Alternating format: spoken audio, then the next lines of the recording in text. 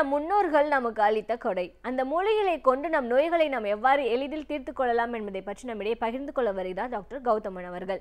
நம் விடையிலேவா நிகழ்ச்சியின் அடுத்த பகுதியாக வரவிருப்பது பல்லாண்டு வாழ்ந்திட. அன்பான கலைஞர் தொலைக்காட்சி நேயர்களுக்கு என்னுடைய இனிமையான காலை வணக்கங்கள். இன்றைக்கி நம்ம பார்க்கக்கூடிய தாவரத்துடைய பெயர் காட்டு செங்கொட்டை அப்படின்னு சொல்லக்கூடிய ஒரு பெருமர வகை தாவரம். கேரள மாநிலத்தில் போனோம்னா இதற்கு யானை விரட்டி அப்படின்னு சொல்லக்கூடிய ஒரு பெயர் கூட உண்டு. இந்த காட்டு செங்கொட்டை பார்த்திங்கன்னா விஷத்தன்மை இருக்கக்கூடிய ஒரு மரம் அப்படின்னு சொல்லலாம். ஏன்னா சிலர் இந்த மரத்து பக்கத்தில் போகும்போதே பார்த்திங்கன்னா முகமெல்லாம் வீங்கி அரிப்பு எடுக்க ஆரம்பிக்கும். கடுமையான அலர்ஜியை ஏற்படுத்தக்கூடிய ரொம்ப முக்கியமான ஒரு தாவரம் இந்த காட்டு செங்கொட்டை. இந்த காட்டு செங்கொட்டையை பொறுத்தவரையிலும் பார்த்திங்கன்னா கேரளாவில் திரிஷூர் பகுதிகளில் ரொம்ப அதிகமாக நம்ம பார்க்கக்கூடியது. அதே போல் சத்தீஸ்கர் மாநிலத்தில், அதே போல் உத்தரகண்ட்லலாம் பார்த்திங்கன்னா ரொம்ப அதிகமாக காடுகளில் இருக்கக்கூடிய ஒரு தாவரம்னு சொல்லுவோம். கேரளாவிலலாம் பார்த்திங்கன்னா அந்த திரிஷூர் காட்டு பகுதிகளில் இந்த மரத்துக்கு சுற்றி ஃபாரஸ்ட் டிபார்ட்மெண்ட்டே வேலி போட்டு இந்த மரத்துக்கு பக்கத்தில் யாருமே போகக்கூடாது அப்படின்னு சொல்லியிருப்பாங்க. அந்தளவுக்கு கடுமையான அலர்ஜியை ஏற்படுத்தக்கூடிய ரொம்ப மோசமான ஒரு வகை தாவரம் இந்த காட்டு செங்கொட்டை. ஆனால் அந்த காட்டு செங்கொட்டையிலிருந்து கிடைக்கக்கூடிய மரப்பட்டையும் இதிலிருந்து கிடைக்கக்கூடிய காய்களும் மிகப்பெரிய மருந்துகளாக பயன்படுகிறது அப்படிங்கிறது தான் ரொம்ப நிதர்சனமான ஒரு உண்மைன்னு சொல்லலாம். இப்போ காட்டு செங்கொட்டையை பொறுத்தவரையிலும் பார்த்திங்கன்னா இன்றைக்கு புற்றுநோய்க்கு மூலிகை மருந்துகளாக கொடுக்கக்கூடிய மருந்துகளில் மிகச்சிறந்த மருந்து அப்படின்னு ஒன்று சொல்லணும். பொதுவாக நுரையீரல் சம்பந்தப்பட்ட புற்றுநோய் ஏற்படும் போதும், மூளை சம்பந்தப்பட்ட புற்றுநோய் ஏற்படும் போதும், எலும்புகளில் ஏற்படுகின்ற புற்றுநோய் சம்பந்தப்பட்ட பிரச்சனைகளுக்கும் மிகப்பெரிய அளவில் பலனளிக்கக்கூடிய ஒரு மருந்து இந்த காட்டு செங்கொட்டை. இந்த காட்டு செங்கொட்டையிலிருந்து சுத்தப்படுத்தி தயாரிக்கக்கூடிய நெய்ன்னு சொல்லுவோம். ஏன்னா நேரடியாக காட்டு செங்கொட்டையை மருந்தாக நம்ம பயன்படுத்த முடியாது. பொதுவாக அந்த காட்டு செங்கொட்டையுடைய விதைகளை சேகரித்து கொண்டு ஒரு பெரிய பாத்திரத்தில் பசுவோட சாணத்தை போட்டு கரைச்சி அந்த தண்ணீரில் இந்த காட்டு செங்கொட்டையை கிட்டத்தட்ட 7 நாட்கள் ஊற வைப்பாங்க. ஊற வைக்கும்போது பார்த்திங்கன்னா முதல்ல அந்த செங்கொட்டையை போட்டால் கீழே போய் கொட்டை மாதிரி தங்கிரும், கல் போட்ட மாதிரி உள்ளே போயிடும். இதில் இருக்க விஷத்தன்மை முழுமையாக நீங்கும்போது தானாகவே அது மேலே மிதக்கிறத நம்ம பார்க்கலாம். அதை வைத்து தான் இது எவ்வளவு சுத்தமாகி விட்டது அப்படிங்கிறத நம்ம புரிஞ்சுப்போம்.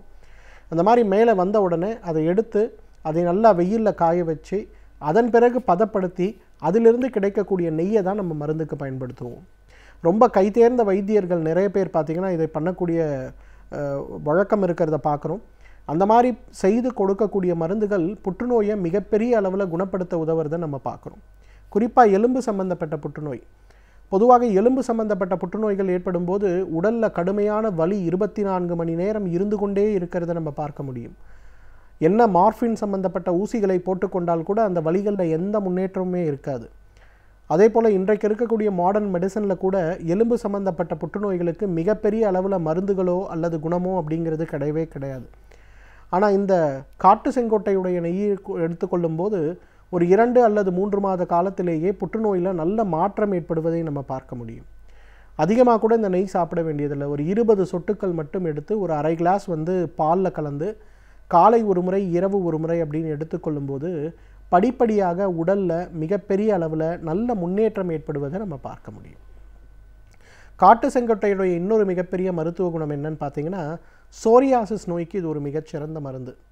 இன்றைக்கு நிறைய பேர் பார்த்திங்கன்னா நம்ம சோரியாசிஸ் நோய் வந்துருச்சு, நான் அந்த மருந்து சாப்பிட்டேன், இந்த மருந்து சாப்பிட்டேன், 6 மாதம் நல்லா இருக்குது, திரும்பவும் வருது, இந்த மாதிரி நிறைய ஒரு அவநம்பிக்கையான பேச்சுக்கள், ஒரு தன்னம்பிக்கையற்ற ஒரு நிலைமை நிறைய சோரியாசிஸ் பேஷண்ட்ஸ்க்கு இருக்கிறத நான் பார்க்குறேன்.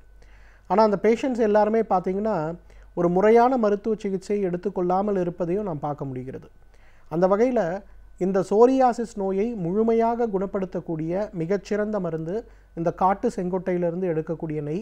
10 சொட்டுக்கள் காலை ஒரு முறை இரவு ஒரு முறை உணவுக்கு முன்பு அப்படிங்கிற மாதிரி குறைந்தது ஒரு 6 மாதம் முதல் 1 வருடம் வரை இதை மட்டும் மருந்தாக சாப்பிட்டுட்டு இருந்தாலே அந்த நோயுடைய தாக்கம் படிப்படியாக குறைந்து அப்படியே அந்த நோய் குணமாகிறத நம்ம பார்க்க முடியும். மீண்டும் ஏற்படாமல் இருக்கிறதையும் நம்ம பார்க்க முடியும். ஏன்னா இன்றைக்கு மிகப்பெரிய ஒரு பிரச்சனை சோரியாசிஸை பொறுத்தவரையிலும் மீண்டும் நமக்கு அந்த தோல் நோய் ஏற்படுறது தான். பட் அதை குறைக்கக்கூடிய மிகச்சிறந்த மருந்து இந்த காட்டு செங்கொட்டையிலிருந்து எடுக்கக்கூடிய அந்த ஒரு நெய். இன்றைக்கு நிறைய பெண்களுக்கு பார்த்திங்கன்னா கருக்குழல் அடைப்புன்னு சொல்லக்கூடிய ஃபெலோப்பியன் டியூப் பிளாக் ஏற்படுறதை பார்க்குறோம். இந்த ஃபெலோப்பியன் டியூப் பிளாக் ஏற்படும் போது பார்த்திங்கன்னா அவர்களுக்கு இயற்கை முறையாக கருவூட்டல் நடைபெறுவதற்கு ஒரு வாய்ப்பே இல்லாமல் இருக்கும். ஆனால் இந்த காட்டு செங்கொட்டையிலிருந்து எடுக்கக்கூடிய நெய்யை நம்ம எடுத்துக்கும் போது ஒரு 3 அல்லது 6 மாத காலத்திலேயே அந்த பிளாக்ஸ் குணமடைந்து இயற்கையான முறையிலேயே கருவூட்டல் ஏற்படுறதை நம்ம பார்க்க முடியும். ஏன்னா இன்றைக்கு நிறைய பெண்கள் பார்த்திங்கன்னா முதல் குழந்தைக்கு பிறகு 2ஆம் குழந்தைக்காக முயற்சி செய்யும் போதோ அல்லது கொஞ்சம் லேட்டாக திருமணம் பண்ணுறாங்க, ஒரு 30-32 வயதில் திருமணம் செய்யும்போது அவர்களுக்கு திடீர்னு இந்த கருமுட்டை பையில் ஏற்படுகின்ற அடைப்புகளாகவோ அல்லது அபாஷன் ஏதாவது செய்து கொள்ளும்போது அவர்களுக்கு கருமுட்டை பையில் ஏற்படுகின்ற அடைப்புகளாகவோ இந்த மிகப்பெரிய ஒரு பிரச்சனை இயற்கை முறை கருவூட்டல் நடைபெறுவதற்கு வாய்ப்பில்லாததாக இன்றைக்கு இருக்கிறத பார்க்குறோம். இன்றைக்கு தெருவுக்கு தெரு செயற்கை முறை கருவூட்டல் மையங்கள் ஏற்படுவதற்கு முக்கியமான காரணமே நிறைய பெண்கள் முதல் குழந்தைக்காகவோ 2வது குழந்தைக்காகவோ இன்றைக்கு இல்லாமல் கஷ்டப்பட்டு கொண்டிருப்பது தான் காரணமாக இருக்குது. அந்த மாதிரி இருக்கக்கூடிய பெண்களுக்கு இந்த கருவூட்டல் சம்பந்தப்பட்ட விஷயத்தை கருக்குழலில் இருக்கக்கூடிய அடைப்புகள், கருமுட்டை பையில் இருக்கக்கூடிய நீர்க்கட்டிகள், அதே போல் கருப்பையில் இருக்கக்கூடிய சில வகையான அடைப்புகள் சம்பந்தப்பட்ட பிரச்சனைகளை குணப்படுத்துவதற்கு மிகப்பெரிய அளவில் உதவி செய்கின்ற ரொம்ப முக்கியமான ஒரு மூலிகை இந்த காட்டு செங்கொட்டை மற்றும் அதிலிருந்து எடுக்கக்கூடிய அந்த நெய். வெறும் 10 சொட்டுக்கள் காலை ஒரு முறை உணவுக்கு முன்பு பால், அதே போல் இரவு ஒரு முறை உணவுக்கு முன்பு பால்னு எடுத்துக்கொள்ளும் போது மிகப்பெரிய அளவில் அது உடலில் வேலை செய்து உடலில் இருக்கக்கூடிய அந்த கருக்குழலில் இருக்கக்கூடிய அடைப்புகளை கரைக்க முயறதை நம்ம பார்க்குறோம். வெரிகோஸ் வெயின் மற்றும் வெரிகோஸ் அல்சர் சம்பந்தப்பட்ட பிரச்சனை இன்றைக்கு நிறைய பேருக்கு பார்த்திங்கன்னா கால்களில் இருக்கக்கூடிய இரத்த குழாய்கள் வெளியில் தொங்கி கொண்டிருக்கும். பாதங்கள்லாம் சிறு சிறு கட்டிகள் போல ஏற்பட்டு அவை உடைந்து அந்த இடங்களில் மிகப்பெரிய அளவில் நமக்கு பார்த்திங்கன்னா வெரிகோஸ் அல்சர்னு சொல்லக்கூடிய காயங்கள் இருக்கிறத பார்க்க முடியும். அதே போல் டயபெட்டிக் அல்சர் சம்பந்தப்பட்ட பிரச்சனை, அந்த அல்சர் சம்பந்தப்பட்ட பிரச்சனைகள் ஏற்படும் போதும் கால்களில் இருக்கக்கூடிய காயங்கள் அவ்வளவு சீக்கிரம் ஆறாமல் இருப்பதை நம்ம பார்க்க முடியும். ஸோ இந்த 2 பிரச்சனைகளுக்கும் நல்ல தீர்வளிக்கக்கூடிய மருந்து இந்த காட்டு செங்கொட்டையிலிருந்து எடுக்கக்கூடிய நெய். வெறும் 10 சொட்டுக்கள் அளவுக்கு காலை ஒரு முறை இரவு ஒரு முறை உணவுக்கு முன்பு எடுத்தாலே மிகப்பெரிய அளவில் அந்த வெரிகோஸ் வெயின் மற்றும் வெரிகோஸ் அல்சரை குணமாக்குறதுக்கு அது உதவி செய்கிறத பார்க்க முடியும். எனவே நேர்களே, காட்டு செங்கொட்டை மிகுந்த விஷத்தன்மை இருக்கக்கூடிய தாவரம். அதை தேர்வு பெற்ற வைத்தியர்களால் தான் அந்த விதையை எடுத்து சுத்தம் செய்து அதை மருந்தாக செய்து தர முடியும். ஆனால் அந்த மாதிரி இருக்கக்கூடிய மருந்து எலும்பு சம்பந்தப்பட்ட, நுரையீரல் சம்பந்தப்பட்ட, மூளை சம்பந்தப்பட்ட புற்றுநோய்களுக்கும், குழலில் இருக்கக்கூடிய ஃபெலோப்பியன் டியூப்பில் இருக்கக்கூடிய பிளாக் சம்பந்தப்பட்ட பிரச்சனைகளுக்கும், தீர்க்க முடியாமல் நீண்ட காலம் இருக்கக்கூடிய சோரியாசிஸ் போன்ற தோல் நோய்கள் சம்பந்தப்பட்ட பிரச்சனைக்கும், வெரிகோஸ் வெயின் வெரிகோஸ் அல்சர் சம்பந்தப்பட்ட பிரச்சனைகளுக்கும் இயற்கை கொடுத்திருக்கின்ற மிகச்சிறந்த அருமருந்து. தகுந்த மருத்துவ ஆலோசனையின் பேரில் சரியான முறைப்படி ஒரு மருந்தாக இதை உபயோகப்படுத்தி வந்தோமேயானால் நம்மாலும் பல்லாண்டு காலம் ஆரோக்கியமாக வாழ்ந்திட முடியும். சமூகத்தில் நடக்கும் பிரச்சனைகளை எடுத்துரைத்து அதில் நம்முடைய பங்களிப்பை நாம் எவ்வாறு முழுமையாக அளிக்கலாம் என்பதை பற்றி நம்முடைய பகிர்ந்து கொள்ள வருகிறார் எழுத்தாளர் மனுஷபுத்திரன் அவர்கள். நம் வீடியோலே வா நிகழ்ச்சியின் அடுத்த பகுதியாக வரவிருப்பது தீதும் நன்றும்.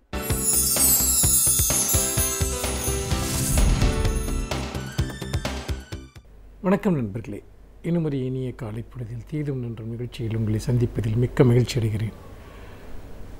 கடந்த டிசம்பர் 6ஆம் தேதி உங்கள் எல்லோருக்கும் தெரியும், அது பாபர் மசூதி இடிப்பு தினமாக கொண்டாடப்பட்டது.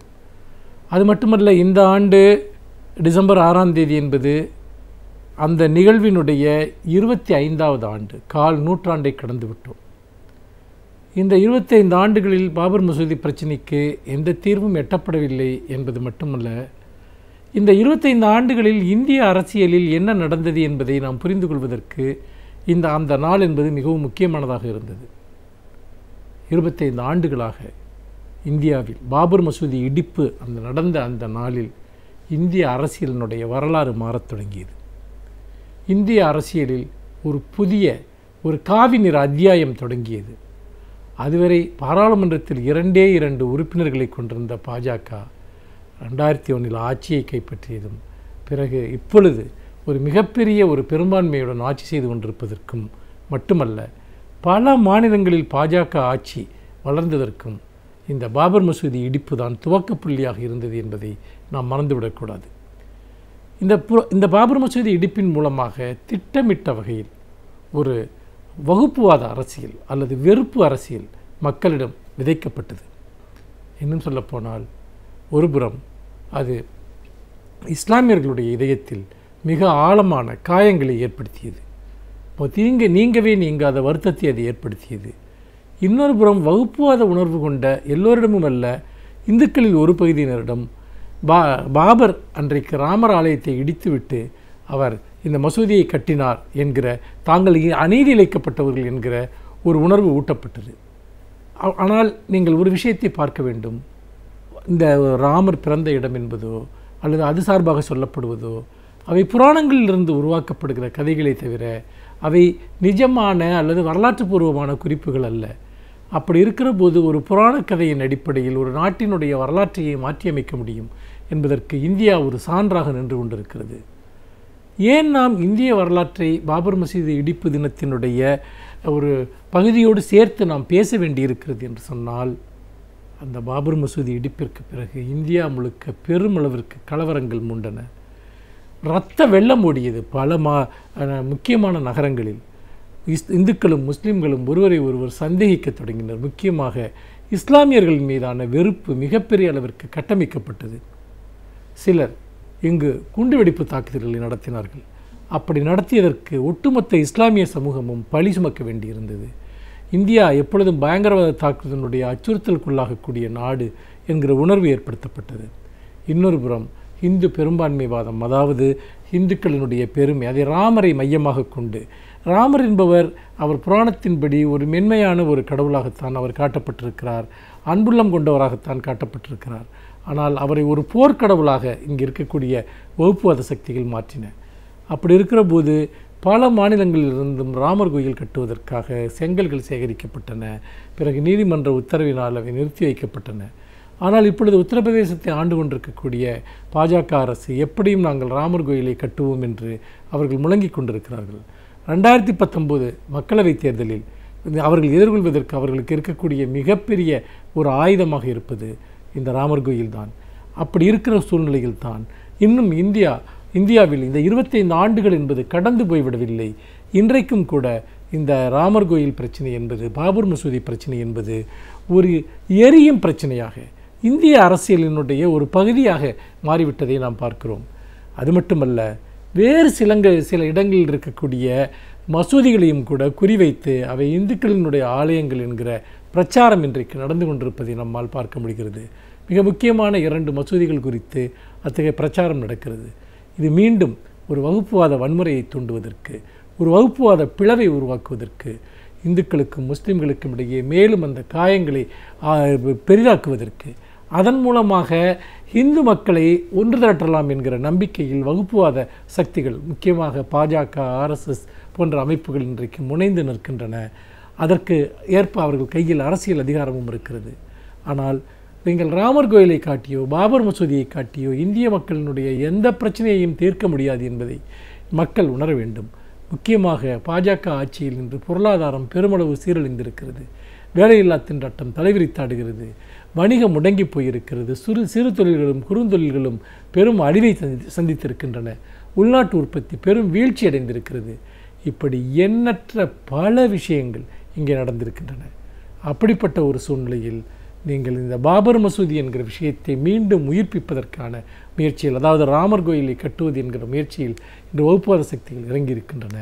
இந்த 25 ஆண்டுகளை நாம் நிறைவு செய்கிற கடக்கிற இந்த தருணத்தில் பாபர் மசூதி இடிப்பினால் எத்தனை மனிதர்கள் உயிரிழந்தார்கள், எவ்வளவு பேருடைய மனம் புண்பட்டது, எத்தனை விதமான பயங்கரவாத சம்பவங்கள் இங்கே நடந்தேறின, அரசியலில் வகுப்புவாதம் எவ்வளவு வேரூன்றி நிற்கிறது, மக்களுடைய பிரச்சனைகள் எல்லாம் பின்னுக்கு தள்ளப்பட்டு வெறுமனே உணர்ச்சிமயமான அரசியல், புராணங்களின் அடிப்படையில், கதைகளின் அடிப்படையிலான ஒரு அரசியல் இன்றைக்கு இந்தியாவில் நடந்து கொண்டிருக்கிறது என்பதை பார்க்கிற போது பெரும் வேதனை மிஞ்சுகிறது.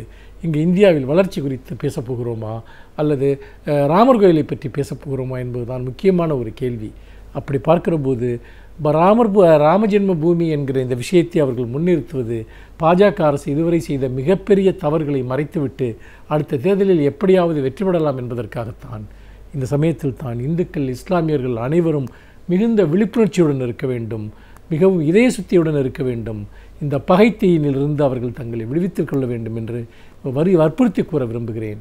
மீண்டும் இன்னும் ஒரு புதிய செய்தியோடு உங்களை சந்திக்கிறேன். நன்றி, வணக்கம். பல்வேறு துறைகளில் பல சாதனைகளை படைத்தவர்கள் அவர்களுடைய அனுபவங்களை நம்முடன் பகிர்ந்து கொள்ளும் போது அது நமக்கு சிறந்த தூண்டுகோலாக அமைகின்றது. அந்த வகையில் இன்றைய சிறப்பு விருந்தினர் யார் என்பதை பற்றியும் அவர்கள் என்ன செய்திகளை நம்முடன் பகிர்ந்து கொள்ளவிருக்கிறார்கள் என்பதையும் பார்க்கலாம். நம் விடியலே வா நிகழ்ச்சியின் அடுத்த பகுதியாக வரவிருப்பது சிறப்பு விருந்தினர் பகுதி.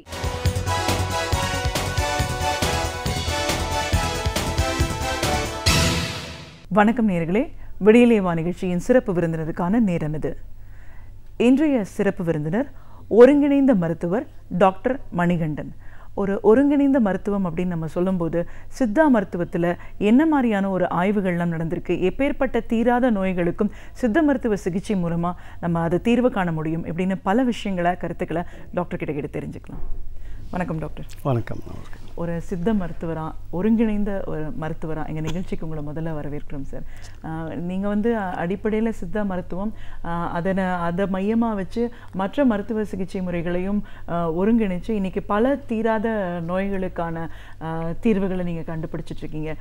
இன்னைக்கு ஈவன் ஹெச்ஐவின்னு சொல்லக்கூடிய அந்த மாதிரியான ஒரு நோய்களுக்கு கூட இப்படி ஒருங்கிணைந்த மருத்துவம் மூலமாக அதற்கான ஒரு பலன்கள் இருக்குது, அதை சரி பண்ண முடியும் அப்படின்னு சொல்லும்போது சப்தரிஷி ஃபவுண்டேஷன் அப்படின்ற ஒரு அமைப்பின் மூலமாக உங்களோட பணிகளை நீங்கள் செஞ்சிட்ருக்கீங்க. இன்றைக்கி மருத்துவம் அப்படிங்கிறது எவ்வளோ தூரம் வளர்ந்துருக்கு, அதில் சித்த மருத்துவம் அதற்கான ஒரு தனித்துவம் என்ன மாதிரியான வியாதிகள் நோய்கள் எல்லாம் இந்த மருத்துவ முறை மூலமாக நம்ம சரி பண்ண முடியும் இப்படின்னு நிறைய கேள்விகள் இருக்குது சார். முதல்ல நம்ம சித்த மருத்துவத்தை பற்றி பேசுவோம். இன்றைக்கி நம்ம ஒருங்கிணைஞ்சு பண்ணுறாலும் இதுக்கு அடிப்படையாக இருக்கிறது நீங்கள் பயன்படுத்துறது சித்த மருத்துவ முறை.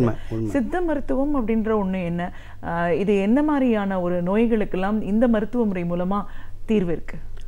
சித்த மருத்துவன்றது கிட்டத்தட்ட 5000 ஆண்டுகளுக்கு முன் உருவாக்கப்பட்ட வைத்திய முறைகள்.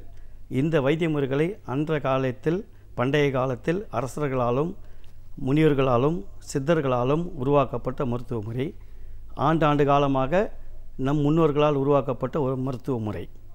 இந்த மருத்துவ முறை நம் ஆர்டினரி வைத்திய முறையிலிருந்து ஆரம்பிக்கிறேன். ஆர்டினரி வைத்தியம் என்று ஜுரங்கள் எடுத்தால் பல வகையான ஜுரங்கள் உள்ளது. சளி எடுத்தால் பாக்டீரியா இன்ஃபெக்ஷனால் பல விதமான சளி நோய்கள் உள்ளது. அதுக்கு வாதா பித்தா கபா என்று இவங்க 3 வகையாக பிரித்து கிட்டத்தட்ட 4448 வியாதிகளுக்கு மருந்தை கண்டுபிடித்து உறுதியாக்கப்பட்டு கிட்டத்தட்ட அவர்கள் அந்த காலகட்டத்தில் ஒவ்வொரு நோய்களுக்கும் பல லட்சம் நோயாளிகளை மருத்துவம் செய்து இது என்னுடைய அனுபவம் என்று ஓலைச்சுவடிகளிலும் அவங்களுடைய பேம்லிஃப் எழுத்து முறைகளிலும் உருவாக்கப்பட்டு இருக்கிறது. இதை நாங்கள் பயன்படுத்தி கொண்டு வருகிறோம். இது நாங்கள் கிட்டத்தட்ட 5வது தலைமுறையாக நான் டாக்டர் பணி செய்து கொண்டு இருக்கிறேன். இந்த பணியில் தீராத நோய்களுக்கு எப்படி சித்த மருத்துவர் மூலம் அலோபதி மருத்துவ முறையில் பரிசோதனைகள் கையாண்டு எப்படி அலோபதி மருத்துவத்தில் உறுதிப்படுத்த வேண்டும் என்று ஆராய்ச்சிகள் செய்து அந்த ஆராய்ச்சி Tamil Nadu Siddha AIDS research committee Tambaram சானிட்டோரியிலும் மற்றும் எம்ஜிஆர் யூனிவர்சிட்டி பல்கலைக்கழகத்திலும் மற்றும் மெட்ராஸ் யூனிவர்சிட்டி பல்கலைக்கழகத்திலும் மற்றும் கல்கட்டாவில் CN central drug research institute அங்கும் ஆய்வுக்கூடம் பூனாவில் ICMR அதிலையும் DST central drug research institute ISRO ministry of science and technology போன்ற பல மருத்துவ பரிசோதனை அலுவலகங்கள் சென்று இந்த மருந்துகளை கொடுத்து அலோபதிக்கு ஈக்குவலாக எப்படி இது பணி செய்கிறது, மைக்ரோபயாலஜி ஸ்டடீஸ் மூலமாகவும் டாக்சிகாலஜி மூலமாகவும் இம்யூனாலஜி மூலமாகவும் எப்படி இந்த மருந்து எப்படி கொள்கிறது, வைரஸ் என்சைம்ஸை எப்படி இன்குபேஷன் பண்ணுகிறது என்று பலவிதமான ஆராய்ச்சிகள் செய்து உறுதியாக்கப்பட்டு தீராத நோய்கள் என்றால் உலகத்தில் இப்பொழுது எர்பீஸ் என்னும் சொல்லக்கூடிய நோய்கள் மற்றும் ஹெப்படைட்டிஸ் கல்லீரல் வரக்கூடிய நோய்கள் மற்றும் ஹெர்பீஸ் நம்மளுடைய ஜென்டில் ஆர்கான்ஸில் தான் மட்டும்தான் ஏற்படும், வேறு எங்கேயும் ஏற்படாது. அதுக்கு எப்படி ஏற்படுகிறது, எப்படி அதை இந்த கிருமியை கொள்வது, எப்படி இந்த கிருமி நாசியை அந்த கிருமி நாசியை எப்படி நம்ம கொள்வது, எப்படி இது கொள்கிறது என்று மைக்ரோபயாலஜி மூலமாகவும் உருவாக்கப்பட்டு கண்டுபிடிக்கப்பட்டுள்ளோம். ஹெப்படைட்டிஸ் என்று சொல்லக்கூடிய அந்த கிருமி மனித கல்லீரலில் ஏற்பட்டு கிட்டத்தட்ட hepatitis A, hepatitis B, hepatitis C, hepatitis D, hepatitis E என்று 5 வகையான இன்ஃபெக்ஷன்ஸ் உள்ளது. இது உலகம் முழுவதும் இந்தியாவில் இப்பொழுது ஹெப்படைட்டிஸ் B மட்டும்தான் அதிகமாக பரவி கொண்டு வருகிறது. A என்று அது அமெரிக்காவில் உள்ளது, C லண்டனில் உள்ளது, இதுபோல் ஒவ்வொரு கண்ட்ரிலும் ஒவ்வொரு இன்ஃபெக்ஷன் உள்ளது. இந்த இன்ஃபெக்ஷனை எப்படி கொள்வது என்று அதை ஆராய்ச்சி பல முறை செய்து அதை doctor S P Thiagarajan Madras university vice chancellor அவர் மூலம் அதை நான் ஆராய்ச்சி செய்து கண்டுபிடித்தோம். அதுபோல் ஹெப்படைட்டிஸ் மாதிரி எச் பைலோரி வைரஸ், அது மனிதனுடைய இறப்பையில் வரக்கூடிய கிருமி. அது வெளிநாட்டில் சென்று வரவர்கள் அனைத்து பேர்களுக்கும் கிட்டத்தட்ட ஒரு 50-60% மக்களுக்கு அந்த நோய் இமீடியட்டாக வந்து விடுகிறது. அதேபோல் கேன்சர், புற்றுநோய்கள் என்று சொல்லக்கூடிய பல வகையான புற்றுநோய்கள், மூளைப்புற்று, கண்புற்று, வாய்ப்புற்று, நாக்குப்புற்று, தொண்டை புற்று, மார்பக புற்று, வயிறு புற்று, இறப்பை புற்று, கல்லீரல் புற்று, மண்ணீரல் புற்று, பிராஸ்டேட் புற்று என்று பல வகையான புற்றுநோய்கள் உருவாக்கப்படுகிறது. இந்த புற்றுநோய்கள் உருவாகி கொண்டு மக்களை அழித்து கொண்டு இருக்கிறது. இதை குணமாக்குவது என்று இதை நாங்கள் கிட்டத்தட்ட 20 ஆண்டு காலமாக ஆராய்ச்சி செய்து இதுக்கும் மருந்து கண்டுபிடித்துள்ளோம். அது அலோபதி மூலமாகவும் எப்படி அது உறுதியாக்கப்பட வேண்டும் என்று அதையும் கண்டுபிடித்துள்ளோம். இந்த மருத்துவம் உலகம் முழுதும் சென்றடைய அதுக்குண்டான எல்லா முயற்சிகளும் எடுத்துக்கொண்டு வருகிறோம். இப்பொழுது இதை பற்றி தான் நான் இப்பொழுது கண்டிப்பாக சார், இந்த இவ்வளோ வகைப்படுது, இந்த எல்லாத்துக்குமான தீர்வு நமக்கு சித்தால இருக்குது அப்படின்னு சொல்லும்போது நம்ம முதல்ல இன்ஃபெக்ஷியஸ் டிசீஸ் பற்றி பேசுவோம்.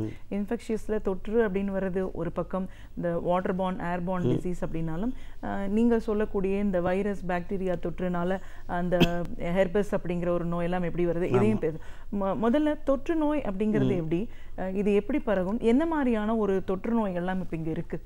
இப்பொழுது தமிழ்நாட்டில் இப்பொழுது அதிகமாக உள்ள தொற்று நோய்கள் டெங்கு ஃபீவர். இந்த டெங்கு கிருமியாகப்பட்டது கொசு மூலம் வருகிறது.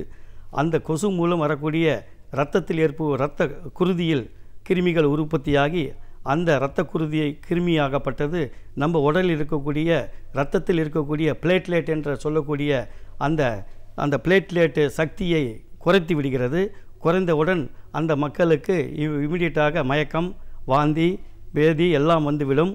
அந்த பிளேட்லெட் அதிகமாக்குவதற்கு அலோபதி முறையில் ஒரே முறை அந்த பிளேட்லெட் டிரான்ஸ்ஃபியூஷன் தான் பண்ண வேண்டும், வேறு எந்த வழியும் கிடையாது.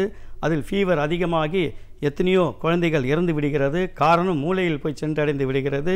மூளை தாக்கி இமிடியட்டாக அவங்களை உயிரை கொடுத்து விடுகிறது. இமிடியட்டாக அந்த மக்களுக்கு நம்ம சித்த மருத்துவ முறையில் பல வகையான வைத்திய முறைகள் உள்ளது. இந்த டெங்கு ஃபீவர் வந்த மக்கள் அனைவருக்கும் நான் சொல்லுவது என்னவென்றால், நிலவேம்பு கஷாயம். நிலவேம்பில் கிட்டத்தட்ட ஒரு 9 வகையான மூலிகை சத்துக்களை சேர்த்து அதுக்கு நிலவேம்பு கஷாயம் என்று நாங்கள் உறுதிப்படுத்தியிருக்கிறோம்.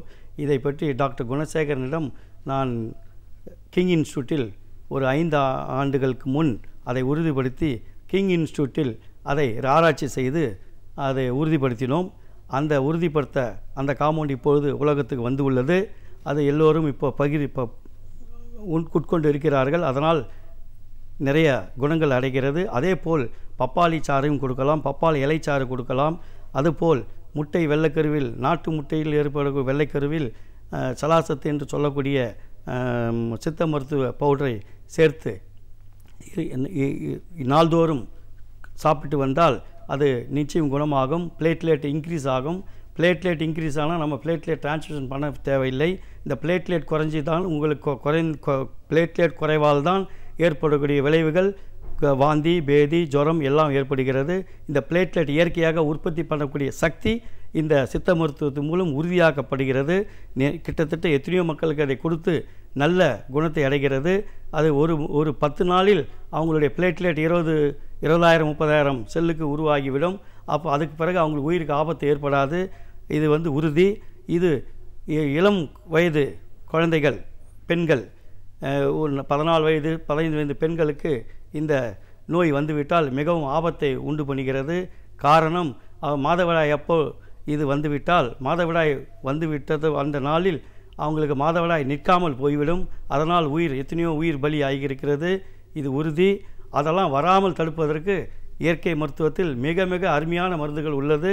அதை மக்கள் அனைவரும் பகிர்ந்து சாப்பிடலாம் என்று சொல்கிறேன். இப்போ இந்த வைரஸ் கிருமினால் வர ஒரு வகையான தொற்று நம்ம இந்த டெங்கு ஃபீவர் பார்த்தோம். இன்னும் நீங்கள் முன்னாடி சொல்லும் போதே சொன்னீங்க வைரஸ் பாக்டீரியா இன்ஃபெக்ஷன்ஸ் வந்து மற்ற விதத்துலேயும் அஃபெக்ட் அந்த ஹெர்பஸ் அப்படின்னு சொல்கிறீங்க. இப்போ இதுவும் ஒரு வைரஸ் தாக்குதலா இல்லை பாக்டீரியா இன்ஃபெக்ஷன்? இது உறுதியாக வைரஸ் தாக்குதல். ஹெர்பிஸ் வைரஸ் என்று சொல்லக்கூடியது அயல் நாட்டில் தான் இருக்கிறது. அதற்கு HSV என்று டெஸ்ட் செய்து நம்ம உறுதியாக்கப்படலாம். அதில் வைரல் லோட், அதில் எவ்வளோ வைரஸ் இருக்கிறது என்று வைரல் லோட் டெஸ்ட் எடுத்து அதை உறுதியாக்கப்படலாம்.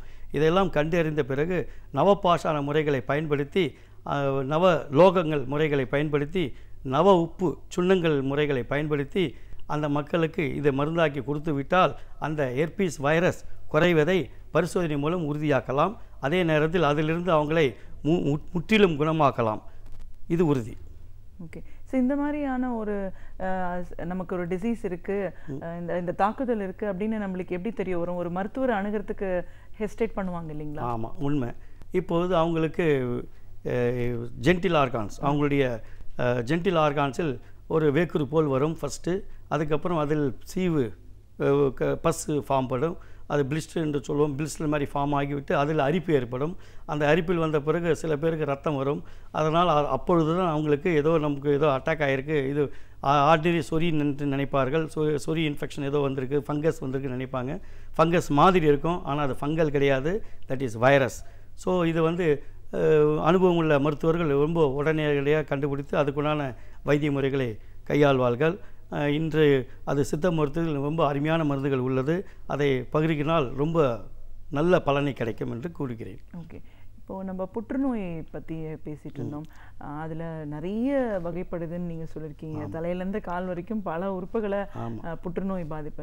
இப்போ நம்ம புற்றுநோய்க்கான ஒரு தீர்வாகவும் சித்த மருத்துவம் இருக்கிறது அப்படின்ற முறையில், கம்பைன்ட் மெடிசன்ஸ் இருக்குதுன்ற முறையில் இதை நம்ம பிரிச்சுக்கணும். பொதுவாக ஆண்களுக்கு அப்படின்ற புற்றுநோயும் சரி, பெண்களுக்கான புற்றுநோய். ஸோ இப்போ முதல்ல புற்றுநோய் தாக்கக்கூடிய விஷயங்கள்னா ஆண்களுக்கு என்ன மாதிரியான வகைகளில் வரும்? புற்றுநோய் ஆண்களுக்கு அதிகமாக தாக்கப்படுவது பிராஸ்டேட் புற்றுநோய்.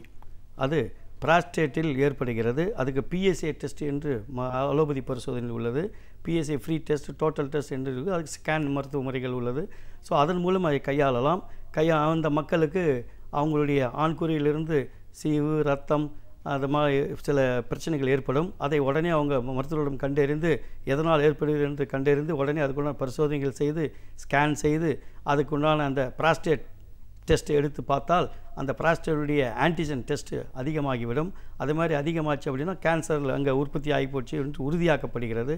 உடனே அதுக்குண்டான மருத்துவ முறைகள் நம்ம சித்த மருத்துவத்தில் நவபாஷான காம்பவுண்டுகள் மூலம் அதை கொடுத்து இமீடியட்டாக அந்த வைரஸ் கிருமியை அழிக்கலாம்.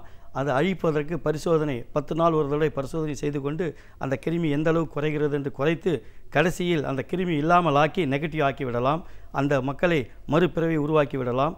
இது அலோபதி முறையில் என்ன செய்கிறார் என்றால் அதற்குண்டான ரேடியோ தெரப்பி, ஹீமோதெரப்பி அல்லது அதில் கட்டி ஏற்பட்டு விட்டால் அந்த கட்டியை ரிமூவ் பண்ணுறதுக்கு ஆப்ரேஷன் தெரப்பி இதெல்லாம் பண்ணி ஆக வேண்டும். இது இப்போத்தி அலோபதி முறையில் கையாளப்படக்கூடிய முறைகள். வேறு முறைகள் அவங்களுக்கு அது பரிச்சயம் இல்லை. காரணம் அதை பற்றி அவங்களுக்கு தெரியாது. ஸோ முன்னால் இது கண்டறிஞ்சிட்டா நம்மளுக்கு ஈஸி. இதே மக்களுக்கு இந்த பிராஸ்டேட் புற்றுநோய் அதிகமாகிவிட்டால், அவங்களுக்கு கட்டி உற்பத்தி ஆகிவிட்டால் அதை கட்டி நம்ம கரைக்கும் என்று சொல்வது மிக தவறு. அந்த கட்டியை அகற்றுவது அறுவை சிகிச்சை மூலம்தான் அகற்ற வேண்டும். அகற்றிய பிறகு இந்த கிருமியினுடைய அளவை குறைப்பதற்கு நம்ம மருந்து கொடுத்து குறைத்து உயிரை காப்பாற்றி விடலாம். இது உறுதி. பொதுவாக கேன்சர் அந்த மாதிரி புற்றுநோயெலாம் வந்துருச்சுன்னா அதில் நிறைய ஸ்டேஜஸ் இருக்குது. அட்வான்ஸ் ஆனப்புறம் தான் நம்மளுக்கு தெரிய வரும், முன்னாடி தெரியாது. அதனால் நம்மளால் முழுமையாக குணப்படுத்த முடியல அப்படின்னு நம்ம அலோபதிக் மெடிசன் சொல்கிறதுல பார்க்குறோம் இல்லைங்களா? ஆமாம் ஆமாம். அது என்னென்னா மக்களுக்கு இப்பொழுது விழிப்புணர்ச்சி ரொம்ப கம்மியாக உள்ளது. என்ன காரணம்? ஒரு சின்ன ஜுரம் வந்தால் இவங்க ஆர்டினரி ஜுரம் என்று நினைத்து விடுகிறார்கள். என்ன ஒரு தடவைக்கு 3 தடவை ஜுரம் வந்தால் உடனே அதை கண்டறிய வேண்டும். ஒரு தடவைக்கு 3 தடவை வலி ஏற்பட்டால் அந்த ஆர்கானை கண்டறிய வேண்டும்.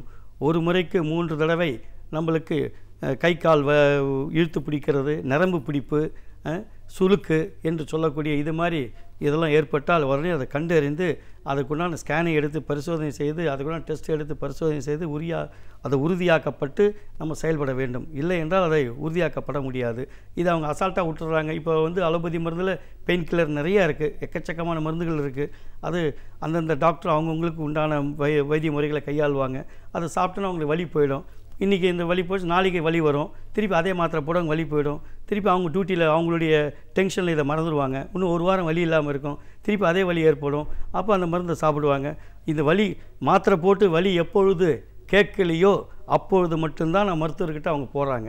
அப்போ ஆக மொத்தம் ஒரு 6 மாதம் இடைவெளி இவங்களே வைத்தியம் பண்ணி கொண்டு இருக்கிறார்கள். இதனால் இது தெரியாமல் போய் அவங்களுக்கு கடைசியில் தெரியும் பொழுது இது ஸ்டேஜ் 2. அவங்க டாக்டர்கிட்ட போகும்போது கட்டி வந்துடுது, அங்கே இன்ஃபெக்ஷன் ஃபார்ம் ஆகிடுது, டியூமர் ஃபார்ம் ஆகிடுது, லிம்ஃப் நோடு ஃபார்ம் ஆகிடுது, நோடு ஃபார்ம் ஆகிடுது.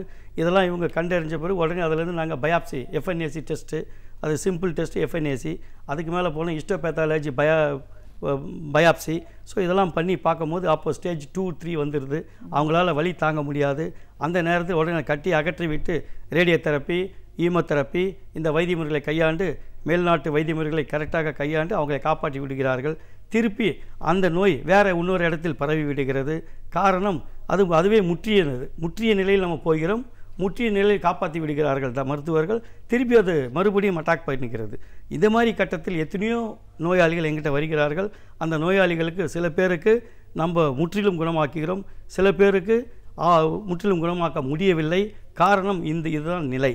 காரணம் அவங்களுடைய எதிர்ப்பு சக்தி, அவங்களுடைய அப்பா அம்மாவுடைய மரபணுக்கள் சக்தி, அவங்களுடைய இரத்தத்துடைய சக்தி, வெள்ளையணுக்கள் சக்தி, இரத்தத்தில் இருக்கக்கூடிய குருதியில் ஏற்படக்கூடிய ஆல்ஃபா பீட்டா காமா என்று சொல்லக்கூடிய முக்கியமான சக்திகள் எல்லாம் குறைந்து விடுகிறது.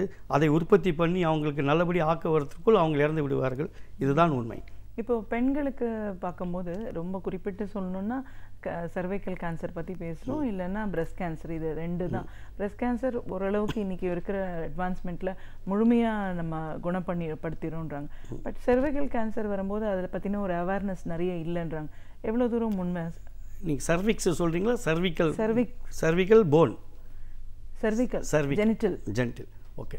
அதில் டியூமர் சர்விக்கல் நிறைய மக்களுக்கு இப்பொழுது அவங்களுடைய ஜென்டில் ஆர்கான்ஸை சுத்தம் செய்வதில்லை, ஒழுங்காக அதை பராமரிப்பதில்லை. அது எப்பொழுதும் ஒரு ஃப்ரிக்ஷனாக வைத்து கொண்டிருக்கிறார்கள். எப்போது லுப்ரிகேஷனாக அதை வைத்து கொள்ள வேண்டும். அதை லுப்ரிகேஷனாக அந்த காலத்தில் வாரத்துக்கு ஒரு முறை நம்ம எண்ணெய் தேய்த்து குளிப்போம்.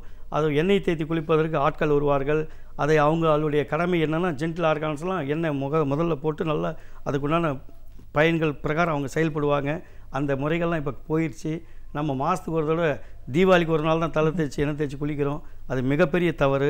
வாரத்தில் ஒரு முறை எண்ணெய் பட வேண்டும். அதுவும் நல்லெண்ணெய், தேங்காய் எண்ணெய் மட்டும்தான் அந்த காலத்தில் வேறு எந்த இதுவும் மிக்சிங் இல்லாமல் செய்த செக்கு மூட்டில் ஆட்டிய எண்ணெய்கள் மட்டும் யூஸ் பண்ணதுனால நோய்கள் அவங்களுக்கு வராமல் தடுக்கப்பட்டது. இப்பொழுது அதனால தான் ஜென்டில் ஆர்கான்ஸில் எல்லா வகையான ஆண்கள், பெண்கள், குழந்தைகள் எல்லாத்துக்கும் நோய்கள் வருகிறது. இது இயற்கையாகவே இப்போது பெண்களுக்கு மாதவிடாய் வரும்பொழுது அதுக்குண்டான பொட்டாசியம் பெர்பாங்கனேட், ஆன்டிசெப்டிக், ஆன்டி இன்ஃபெக்ஷன் இதெல்லாம் கையாண்டு அவங்க அதை யூஸ் பண்ணணும். அந்த காலத்தில் படிகார தண்ணீரை வைத்து கழுவி அவங்க மெயின்டைன் பண்ணாங்க. அதனால் அவங்க எந்த விதமான கிருமி இல்லாமல் அவங்களாம் வாழ்ந்தாங்க. இப்பொழுது 10 குழந்தைங்க பெற்றாங்க, எந்த கிருமியும் கிடையாது, எந்த இன்ஃபெக்ஷனும் கிடையாது. இப்பொழுது அப்படி கிடையாது. எல்லா வகையிலையும் நோய்கள் மிக ஈஸியாக தொட்டு விடுகிறது. இந்த நிலைக்கு நாம் அந்த ஜென்டில் ஆர்கான்ஸில் சர்விக்ஸில் ஏற்படக்கூடிய டியூமர், மாசு, அதில் இன்ஃபெக்ஷன்ஸ் அதெல்லாம் ஏற்படுகிறது. உடனே நம்ம அதுக்கு கேன்சர் ஸ்கேன் பரிசோதனை மூலம் கண்டறிந்து டியூமர் மாசு என்று கண்டுபிடிக்கிறோம். அதுக்கப்புறம் அதற்கு CEA கேன்சர் எனிமிரேஷன் ஆன்டிஜன் என்று சொல்லக்கூடிய டெஸ்ட் மூலம் கிருமி இருக்கிறதா என்று கண்டறியும் போது கிருமி இருக்கிறது என்று தெரிகிறது. அதுக்கப்புறம் அதன் மூலம் பாப்சிமர் டெஸ்ட் மூலம் உறுதியாக்கப்படலாம். அந்த உறுதியாக்கப்பட்ட பரிசோதனை மூலம் உடனே அவங்களுக்கு சித்த மருத்துவ முறையில் கையாண்டு அவங்களுக்கு நல்ல மருத்துவ முறைகளை கொடுத்து இமீடியட்டாக இந்த CEA என்று சொல்லக்கூடிய டெஸ்ட்டு, பாப்சிமர் டெஸ்ட் மூலம் நம்ம ஒரு மாதத்திற்கு திருப்பி எடுக்கும் பொழுது அது வரக்கூடாது, நெகட்டிவ் ஆகிவிடும். அதுபோல் பல நோயாளிகளை நம்மளுடைய வைத்திய முறையில் சப்தரிஷி ஃபவுண்டேஷன் மூலமாக நிறையா மக்களை காப்பாற்றி இருக்கிறேன். இது அலோபதி முறையில் நம்ம அந்த இடத்தில் டியூமர் பெருசாகிவிட்டால் ஆப்ரேஷன் செய்ய முடியாது, ரேடியோ தெரப்பி கொடுக்க முடியாது. அதுக்கு ஒரே வைத்திய முறை ஈமோதெரப்பி. அந்த ஈமோதெரப்பி கொடுத்து உள்ளில் சென்று உடனே மக்களுக்கு முடி உடனே விழுந்து விடுகிறது, உடனே உடல் நிலையை கருப்பாக்கி விடுகிறது. இது மூலம் அது நிறைய சைட் எஃபெக்டும் ஏற்படுகிறது. ஆரம்ப நிலையில் எங்களை மாதிரி மக்களிடம் அணுகினால் ரொம்ப மிகவும் சீக்கிரமாக குணமாகிவிடும் என்று உறுதியாக்கப்படுகிறது. இந்த கர்ப்பப்பை புற்றுநோய் கூட இப்போ வந்து பெண்கள் மத்தியில் அதிகமாக இருக்கிறத பார்க்குறோம். மருத்துவ முறைகளில் வந்து இப்போ அதுக்கு ஆரம்பத்திலே நம்ம ரிமூவ் பண்ணிடுறதே பெட்டர்னு சொல்கிற ஒரு கருத்தும் இருக்கிறத பார்க்குறோம். இதற்கான ஒரு தீர்வுனா இப்போ கர்ப்பப்பையில் ஏற்படக்கூடிய நோய்கள் கர்ப்பப்பை புற்றுநோய். இந்த கர்ப்பப்பை புற்றுநோய் அவங்களுக்கு மாதவிடாய் காலத்தில் 5 நாள் 7 நாள் தவிர 10 நாள் 15 நாள் 20 நாள் வந்தால் அதுவே நோய். இப்பொழுது ஒரு மகளிருக்கு அந்த கர்ப்பப்பையில் அந்த வாய் ஓப்பன் ஆகிவிட்டால் மவுத்து திருப்பி அது க்ளோஸ் ஆகிறதில்லை. காரணம் சக்தி இல்லை அவங்களுக்கு. அதுக்குள்ள ஆகாரம் சாப்பிட்றதில்லை. காரணம் இப்பொழுது நம்மளுடைய காலம் கலியுகம், ரொம்ப ஆடம்பர காலம்.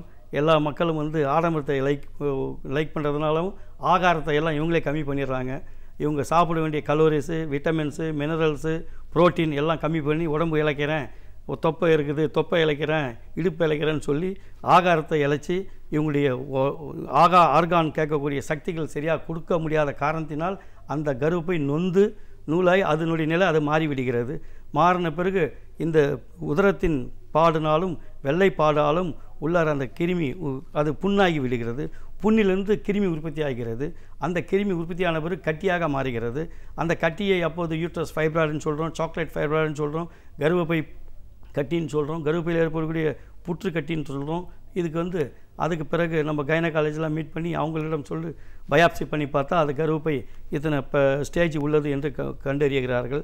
அதற்கு பிறகு அவங்க இந்த பொருளை வைத்து புரோஜனம் இல்லை, இது இமீடியட்டாக நம்ம இதனால் பக்க விளைவுகள், அது பக்கத்தில் இருக்கக்கூடிய ஓவரி, அது பக்கத்தில் இருக்கக்கூடிய குடல்கள், இறப்பை, கல்லீரல், மண்ணீரல், நம்மளுடைய பேங்க்ரியாட்ஸ் இதெல்லாம் பாதிக்கப்படும். உறுதியாக உடனே எடுத்து விட வேண்டும். எடுத்துவிட்டு ஹீமோதெரபிக்கு ரேடியோதெரபி கொடுத்து மக்களை காப்பாற்றி விடுகிறார்கள். இந்த நிலை போகாமல் ஆரம்ப நிலையில் இந்த மாதிரி 20 நாள் தூரம் 15 நாள் அது மாதிரி போகக்கூடிய மக்கள் இமீடியட்டாக நம்மளை வந்து கண்டறிந்தால் இந்த சித்த மருத்துவத்தின் மூலம் இமீடியட்டாக அவங்களுக்கு இரத்த பரிசோதனை செய்து இப்போ கர்ப்பப்பையில் இருக்கக்கூடியது CA கேன்சர் ஆன்டிஜன் 125 டெஸ்ட் எடுத்தால் ஓவரியில் கேன்சர் இருக்கிறதா என்று கண்டறியலாம். இல்லை AFP alpha beta protein test எடுத்தால் கிருமி இருக்குதான்னு கண்டறியலாம்.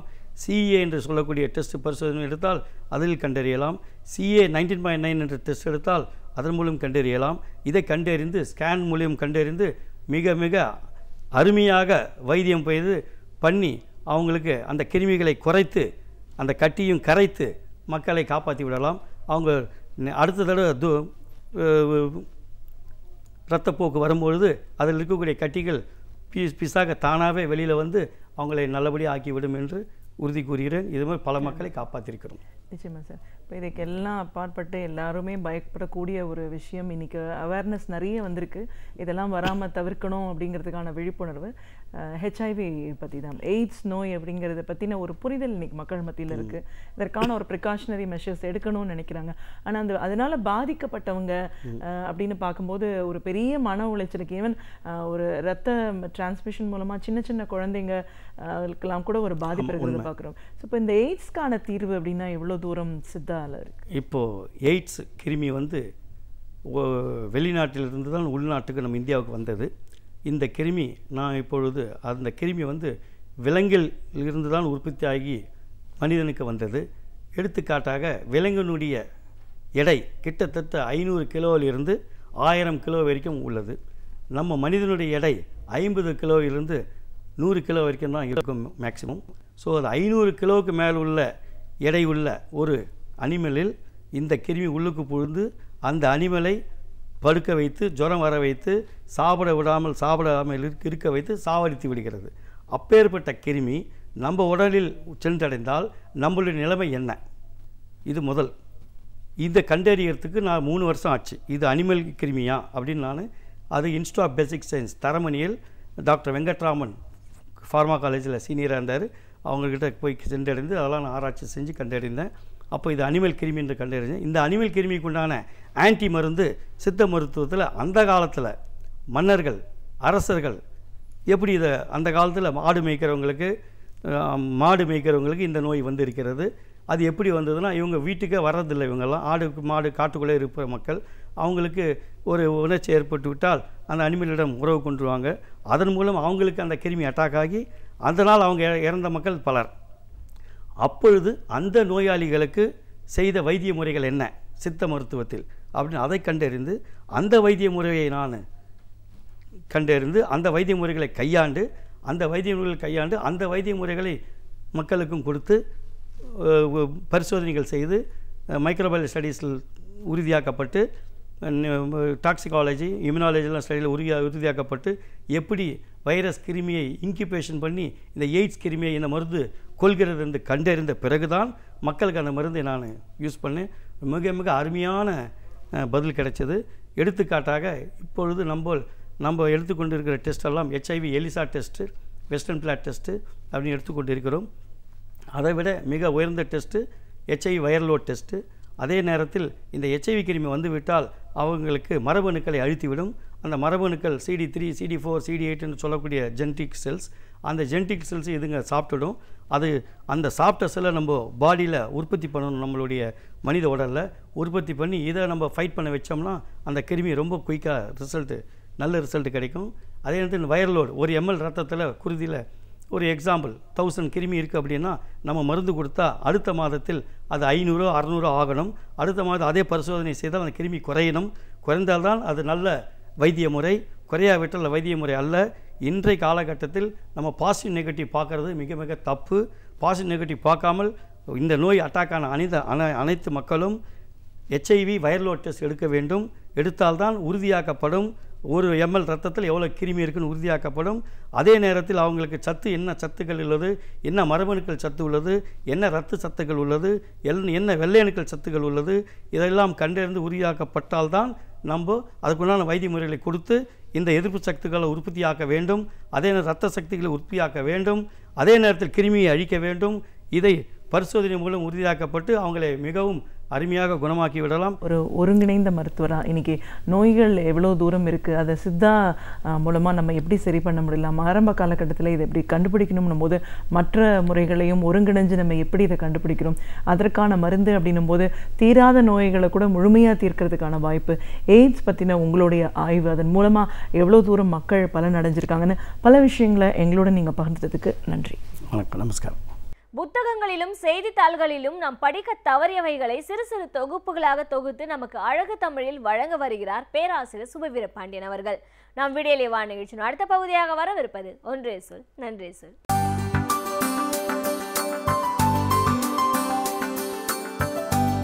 அனைவருக்கும் என் அன்பு வணக்கம். மனிதர்களுக்கு இந்தந்த குணங்களெல்லாம் வேண்டும், இந்தந்த குணங்களெல்லாம் கூடாது என்று நாம் பொதுவாக வகுத்து சொல்லுகிறோம். கோபம் கூடாது, பொறுமை வேண்டும் என்று நாம் பொதுவாக அறிவுரை கூறுகிறோம்.